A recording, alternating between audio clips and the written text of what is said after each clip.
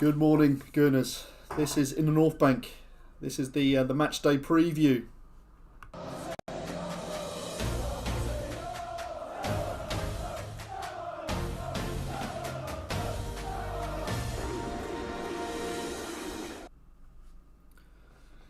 So good morning. It is semi-final day, and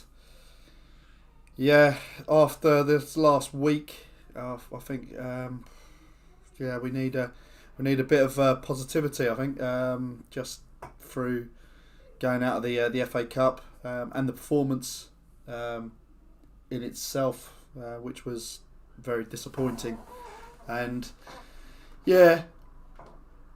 we've obviously played a lot better, and we kind of got backed into a corner against Forest, where we had to play what was available to us, and didn't really work. In all honesty, it's very disjointed. But again, we go to Anfield tonight.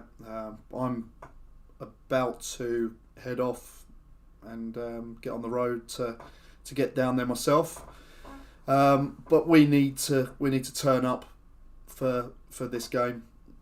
We need to be competitive. There's no point turning up for this semi-final now to not be that way. We've got to go there with a team that is gonna put pressure on them and actually get close to them and take it back to the Emirates next week and try and go on and win the tie, because we can't go into this game, or certainly the game next week, being totally out of the tie. And I know recent times we've really struggled at Anfield, and it's normally a goal goes in and then all of a sudden everything just goes pear-shaped and we end up being totally out of the game. The game's not a non-contest in the space of about 20-30 minutes. That can't happen. So there's got to be a big emphasis on putting pressure on them, but also making sure that we're hard to beat again, and making sure that we're getting in around them and start giving it back to them. We've obviously picked up some injuries, and we've had a bit of COVID to deal with as well. Obviously the big issue was last week, where we were in a fairly decent position, I think, for players available when we would have had the first leg. But as I say, the tie's been switched over now, so our home leg is the second leg now, which does make it a bit more attractive. And let's say, if we can get something out of this first leg, then going back to the Emirates with a boisterous crowd and a big atmosphere, then I'm sure we can do something. But main thing is making sure we're hard to beat and giving our all for this game. It doesn't really help that we've got North London Derby sandwiched in between the two legs, because we know how important that is and how important we need to come out of it on top. And again, that fixture at the weekend hasn't been particularly great to us in recent times. And if we can come out of that without a loss, which at this minute will be, I'd take that. It's if we obviously turn up and we don't get the result, that's when it'll be disappointing, because we know it's just an awkward time. As it is, we're looking to try and obviously get new signings in to the club as well. But you then got obviously the AFCON kind of players away, and some of the players that have been angling for moves and wanting moves have been moved on. And again, we could leave it later on in the window, but at the end of the day, if a club wants a player, they're probably not going to say, we'll wait 2-3 weeks to actually have him. so they probably want him there and then. And Maitland-Niles was the big one, and yeah, a lot of people will say, "Oh, why did we get rid of him right this minute?" Oh, surely we could have said to Mourinho, "Oh yeah, 3 weeks, yeah, you can then have him." It'd just be looking at other targets, so we could run the risk of actually not finding a club or an opportunity for him, and we owed it to him. In all fairness, yeah, he was promised, or not promised, but we were going to evaluate it if he got game time through the first part of the season. Then great, but again, review the situation in January. If it hasn't improved as to from last year, then there'll be a move that'll be looked at. So it was moved on. I have no grudges on that. We know it was going to be a tight period, certainly with Partey and Elneny all going out to Africa for the tournament. But yeah, we know also deals aren't dealt with and done overnight.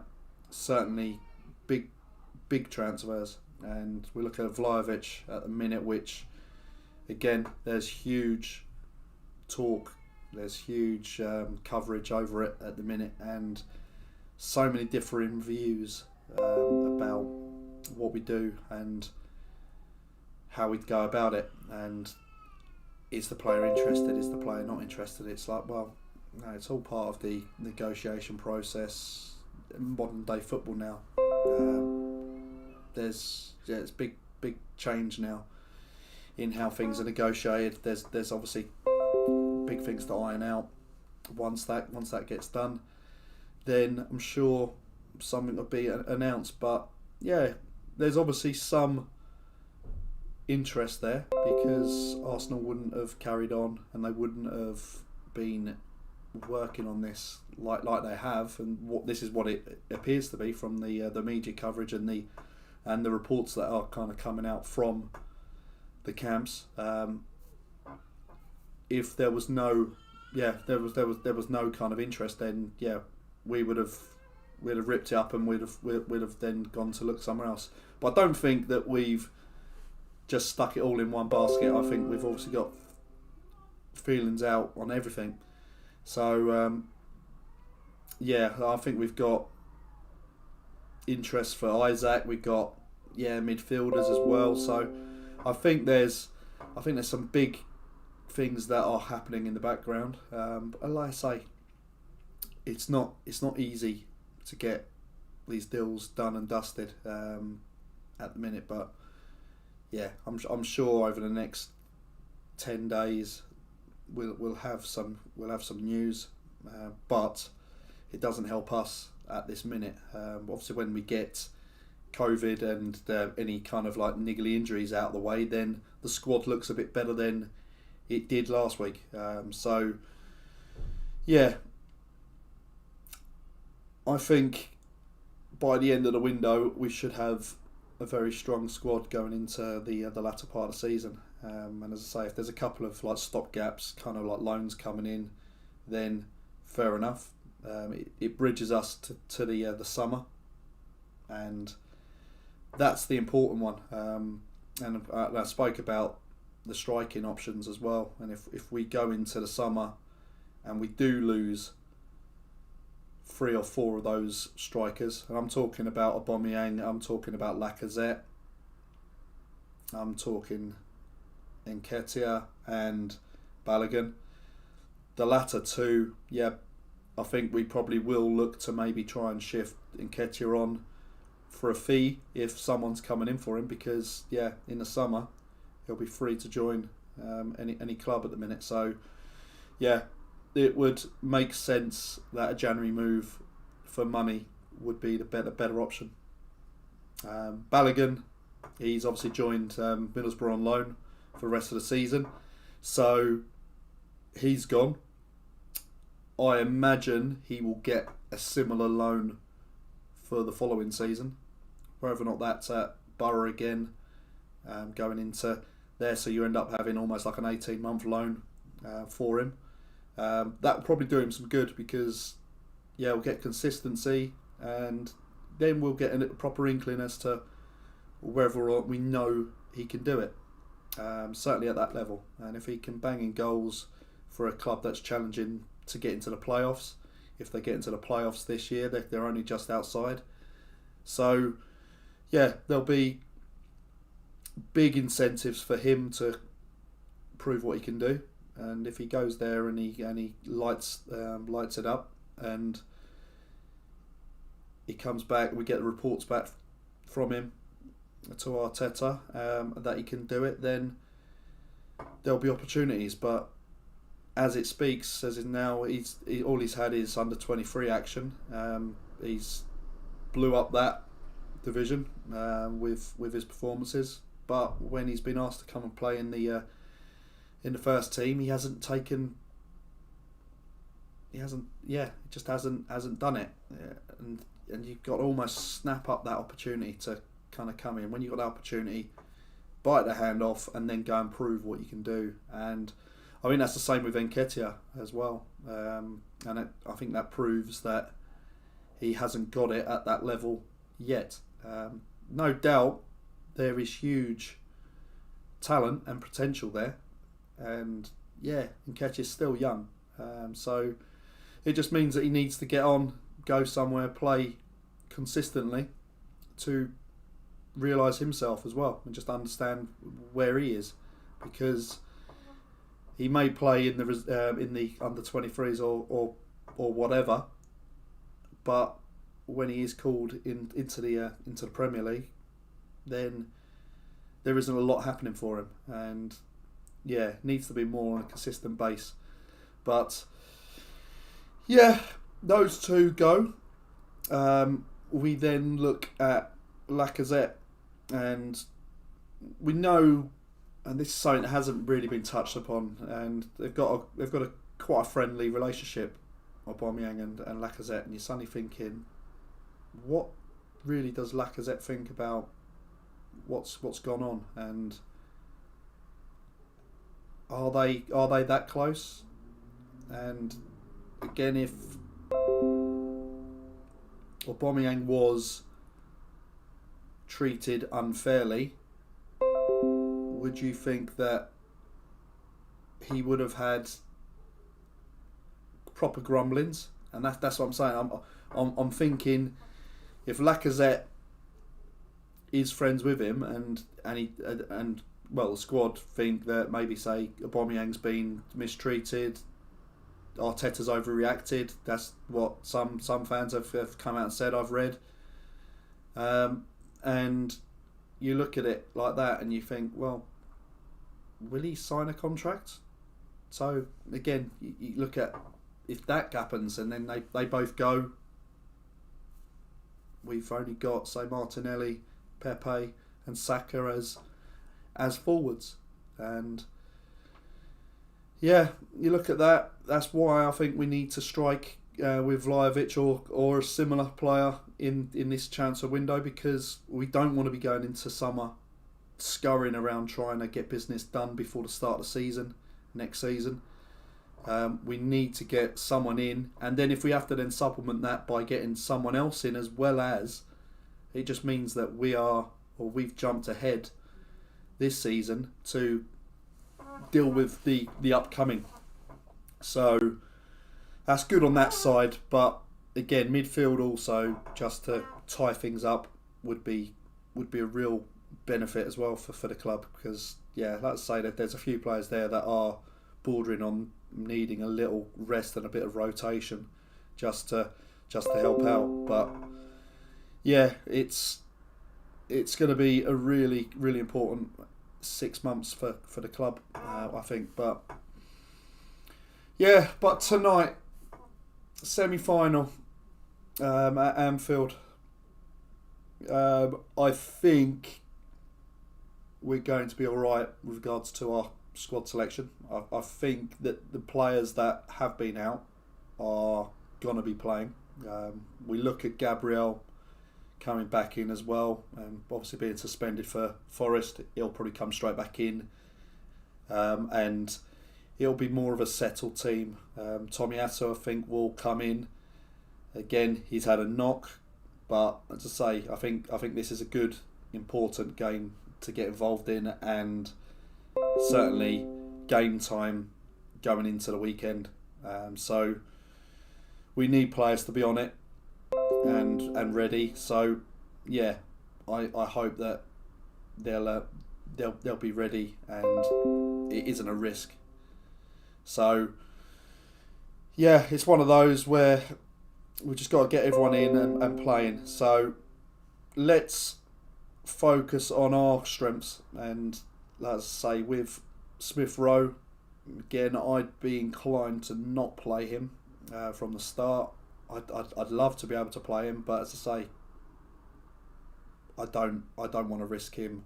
If he has got a knock, then let him come on later in the game and keep Odegaard playing. But yeah, Patino maybe is that one that misses out because, as I say, last week, that's not the game to kind of just chuck him in a kind of an experimental kind of lineup where there was no real chemistry, and yeah, it was a real dire performance. And yeah, for an 18-year-old to come in, you want him to be in and around full experienced players to kind of get that kind of grounding, and he didn't have that game.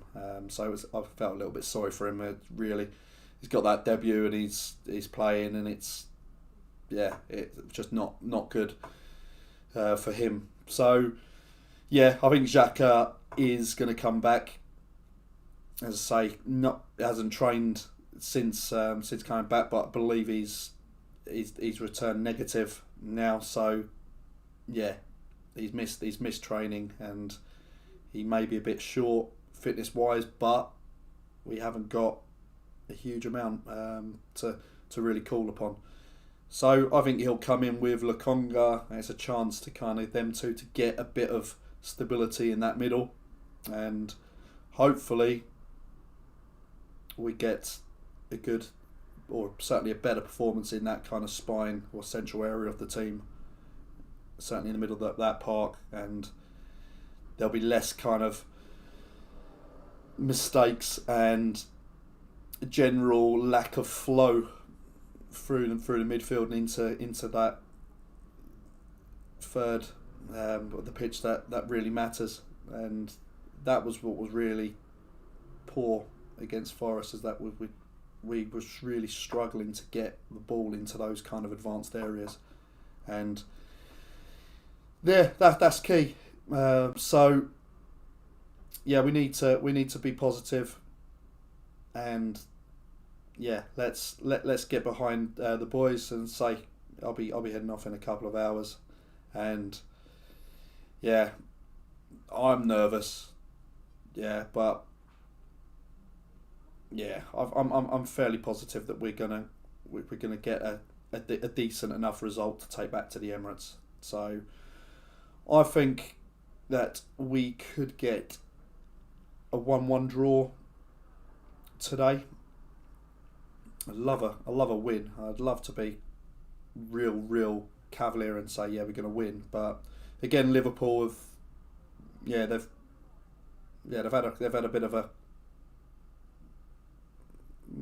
shady 7 days where they cancelled the game for a number of false positives, which weren't. So yeah, there were 9-10 false positives or something similar to that, but the odds on that happening is very low.